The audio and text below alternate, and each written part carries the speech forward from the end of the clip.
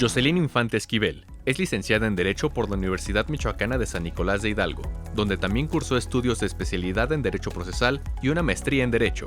Posteriormente, realizó la maestría en Derechos Humanos, Juicio de Amparo y Procesal Constitucional en el Instituto de Estudios Superiores en Derecho Penal. A lo largo de su carrera, ha impartido cátedra en la Universidad La Salle Morelia y ha participado en múltiples cursos, talleres y diplomados organizados por el Instituto de la Judicatura, a nivel estatal y nacional, así como por instituciones académicas, con temas como juicio de amparo, argumentación jurídica, perspectiva de género, narcomenudeo, derecho familiar, justicia alternativa y nuevas tecnologías procesales.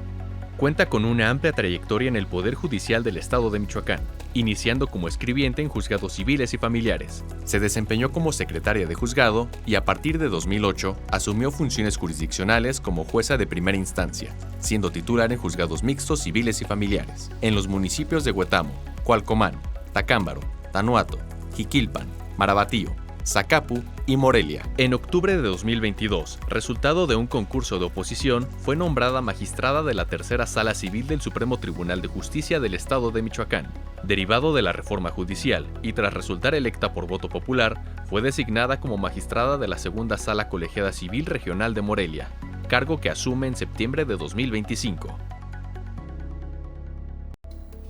Muchísimas gracias, le doy la bienvenida a este programa del arte de lo bueno y lo justo en su segunda temporada, conociendo más del trabajo que realiza el Poder Judicial del Estado de Michoacán, productor de este espacio informativo junto con el Sistema Michoacano de Radio y Televisión.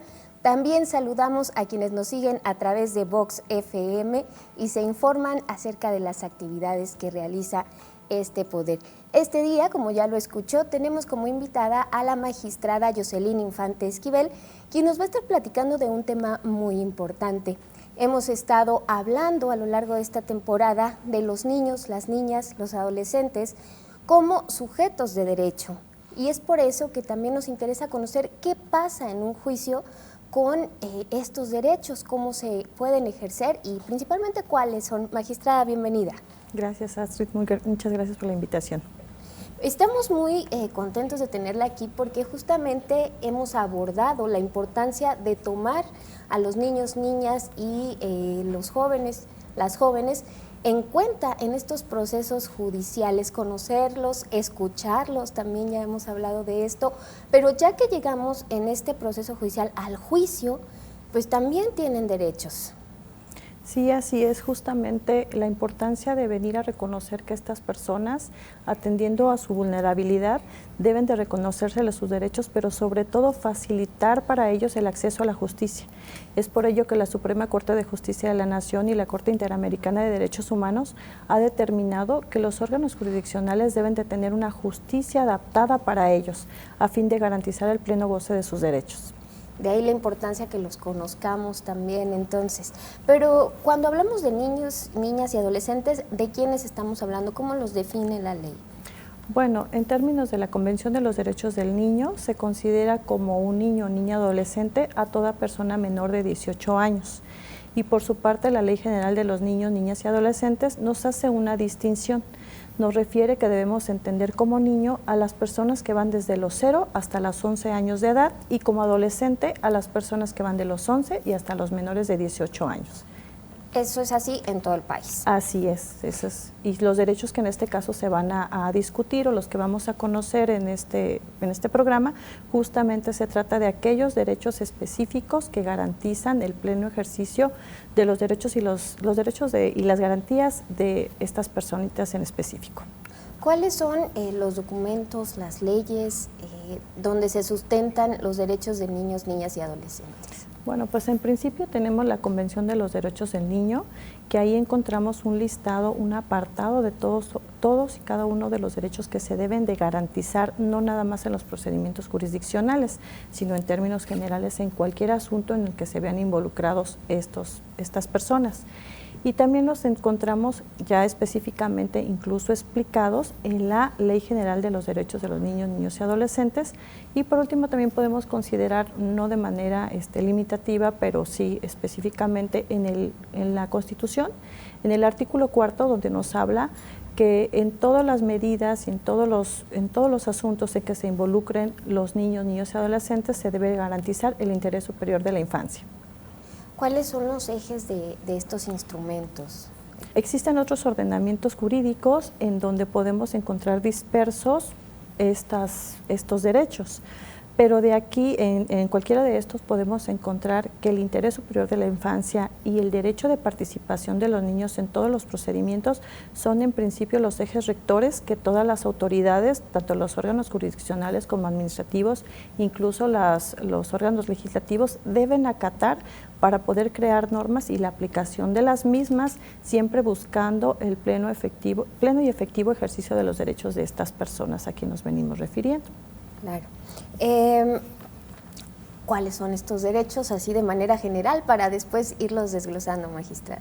Bueno, en la Ley General de los Derechos del Niño encontramos, como te lo decía, un listado general de estos derechos. ¿Cuáles son los que en este caso corresponden a todas estas personas que no son propiamente los derechos en el juicio?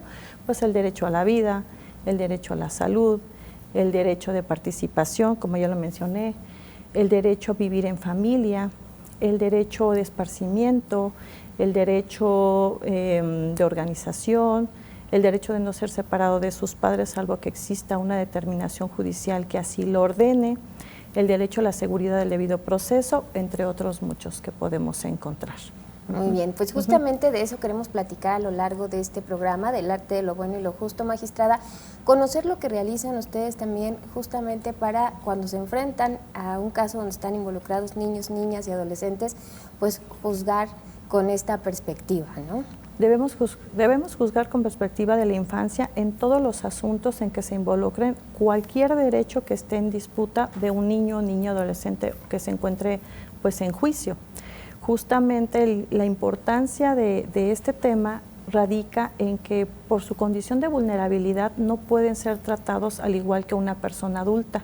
Es por eso que la Suprema Corte de Justicia, como ya lo mencioné, y los diversos tratados y los diversos criterios jurisprudenciales han establecido que se debe facilitar el acceso a la justicia de estas personas. ¿Cómo? Pues a través de todas las conductas que debe tomar el órgano jurisdiccional para poder salvaguardar en cualquier asunto el interés superior de los niños, y es ahí donde radica la importancia de conocer cuando vamos a un procedimiento, cualquier persona saber que no nada más es que se debe garantizar el derecho de audiencia o derecho de intervención en juicio, sino que los órganos jurisdiccionales tienen muchas otras obligaciones para poder garantizar el acceso a la justicia de los niños, niñas y adolescentes. Preguntarle por este derecho que ya mencionaba a la seguridad jurídica y al debido proceso. ¿En qué consiste? ¿De qué estamos hablando? Bueno, podemos decir que se trata, en términos coloquiales, de toda la serie de acciones que debe de vigilar el juzgador a fin de garantizar el acceso a la justicia de los niños, niñas y adolescentes que se encuentran en esta condición de vulnerabilidad. Desde la primera actuación procesal, que sería la presentación de la demanda, hasta la ejecución de la sentencia. ¿Qué es lo que los juzgadores de la primera o segunda instancia deben de vigilar para que se garantice, como ya lo dije, el acceso a la justicia de estas personitas? ¿Cómo se materializa?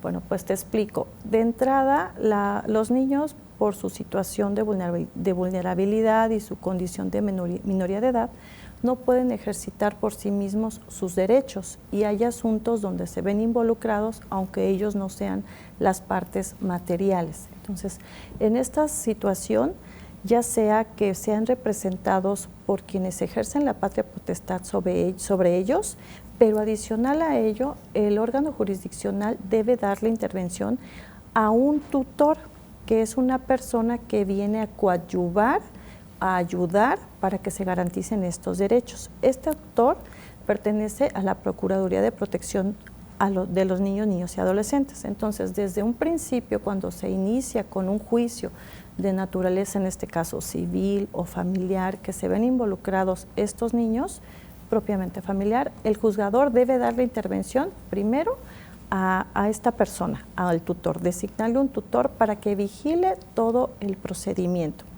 Debe de vigilar que además durante el procedimiento se esté salvaguardando cualquier situación que ponga en riesgo al menor.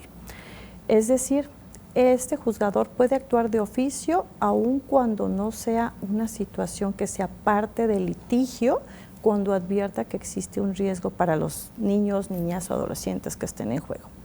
Debe garantizar además su derecho a la información del procedimiento en el cual se están viendo los intereses de este niño o niña. Tengo presente que ya han abordado el tema de la escucha de los menores, sin embargo es importante retomar un poco este derecho de participación de estas personitas.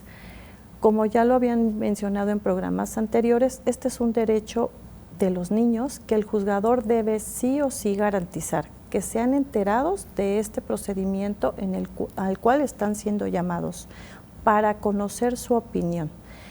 Para que estén enterados, es importante que el juez busque un lenguaje sencillo y claro que facilite el entendimiento por parte de esta persona y pueda emitir su opinión al respecto. Como ya se ha abordado en los temas anteriores, esta opinión no está condicionada a la edad del niño o adolescente que se esté citando. No es un impedimento que se trate de una persona de 3, 4, 5 años, no es obstáculo, sino que en este caso el juzgador debe de utilizar la creatividad y las herramientas que tenga a su alcance para poder conocer el sentir de este niño en relación al procedimiento al cual está siendo llamado. El objetivo de traerlos al procedimiento e informarles el asunto, pues primero es garantizarles su derecho de participación y su derecho a la información. Pero además el juez debe y tiene un objetivo específico, que es conocer esta opinión en torno al asunto que esté en litigio. Entonces hay dos objetivos. Pero esto no quiere decir que todas las veces que se requiera de conocer información del niño se le deba de citar. Entonces, es otro derecho de los niños, niñas y adolescentes que el juzgador pondere la necesidad de que sea escuchado durante el procedimiento. ¿Qué quiere decir?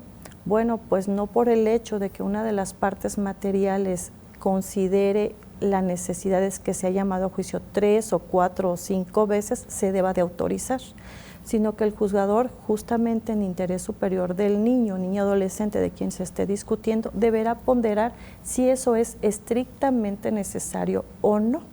Y eso deberá atender a lo que se esté buscando, a la información que se considere se pueda recabar.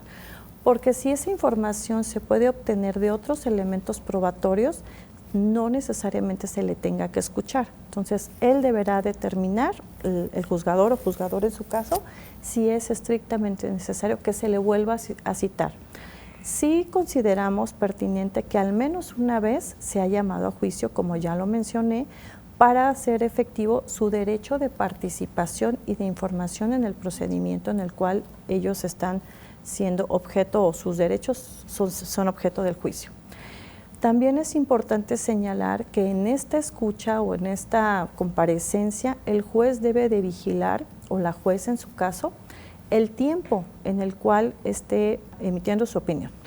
¿Por qué? Porque también podemos llegar a dañar su estado emocional si lo tenemos pues, por un tiempo que a lo mejor rebasa la prudencia. Cuando nosotros como juzgadores podemos observar si el niño está inquieto, si ya necesita irse, pero de entrada, para poder emitir esta opinión, pues le debemos preguntar, ¿estás dispuesto? Se trata de una entrevista para conocer tu sentir en el caso. Otro derecho de los niños durante los procedimientos es precisamente que la obtención de la información que se busca de esta persona no se recaba como lo hacemos con los adultos. No se trata de un testimonio que venga a obtenerse a través de un interrogatorio donde las partes materiales interrogan una y otra vez a un testigo, sino que debe de tener un procedimiento especial. Es una entrevista que debe de llevarse a cabo en un espacio que no sea hostil para el niño, en el que se sienta cómodo, facilitar que él pueda dar la información sin sentirse hostigado. También es importante señalar que para que ellos sean escuchados se debe de dotar de profesionales que faciliten, en este caso, la intervención de los niños, que pueden ser psicólogos, quienes nos ayudan como juzgadores a obtener la información. ¿A dónde voy? Muchas veces lo pertinente es que los jueces, en aras de agilizar la audiencia, primero platiquemos con los profesionales de la infancia y hacerles ver hacia dónde queremos encaminar justamente la entrevista.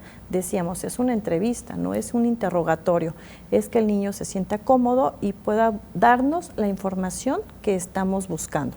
Entonces, otro derecho de los niños es justamente eso, que sean asistidos por profesionales que coadyuven a que esta información fluya sin que se sientan intimidados, agraviados. Otro derecho que tienen los niños, niñas y adolescentes en el proceso es que, además de lo anterior, cuando nosotros como jueces advirtamos que se esté vulnerando algún derecho de este niño, aunque no sea parte del litigio, debemos actuar y debemos de dotar también de profesionales que nos ayuden en esta área. Por ejemplo, si yo en una escucha logro advertir que el niño requiere probablemente terapia psicológica, nosotros debemos actuar oficiosamente justamente para salvaguardar el derecho a la salud mental de este niño, niña, adolescente que tenemos nosotros en un procedimiento que a lo mejor no tiene nada que ver con lo que estamos obteniendo. Igual puede ser si lo encontramos con un estado de desnutrición, si requiere otro tipo de atención, debemos actuar oficiosamente. Otro derecho que tienen los niños en el procedimiento es que, además de obtener la información que las partes materiales buscan, ejemplo en un divorcio, también nosotros como juzgadores debemos, en interés superior de la infancia, mandar recabar todas las pruebas que sean necesarias para la obtención de la verdad. Y además, si aún cuando se trate de un juicio solamente de custodia o de convivencia, si advierten otros derechos que estén lesionados, debemos de proveer lo relativo a estos derechos que se pueden estar afectando. Entonces, es otro derecho que debemos siempre, en interés superior de la infancia, ponderar. ¿Cuál otro derecho te puedo mencionar que sea de trascendencia? Justamente el derecho de representación.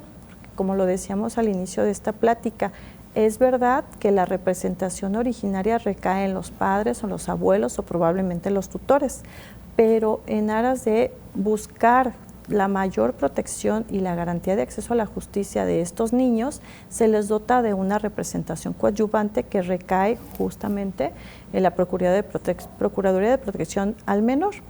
Pero además de eso, habrá algunos casos donde exista un conflicto de intereses entre los representantes legítimos de este niño o niña y los derechos del niño. Entonces ahí también nosotros como juzgadores tenemos obligación de dotarlos de una representación en suplencia, de señalar o autorizar a una persona que justamente represente los intereses de este niño, para que no se vean de alguna manera afectados por el conflicto de intereses que puede existir.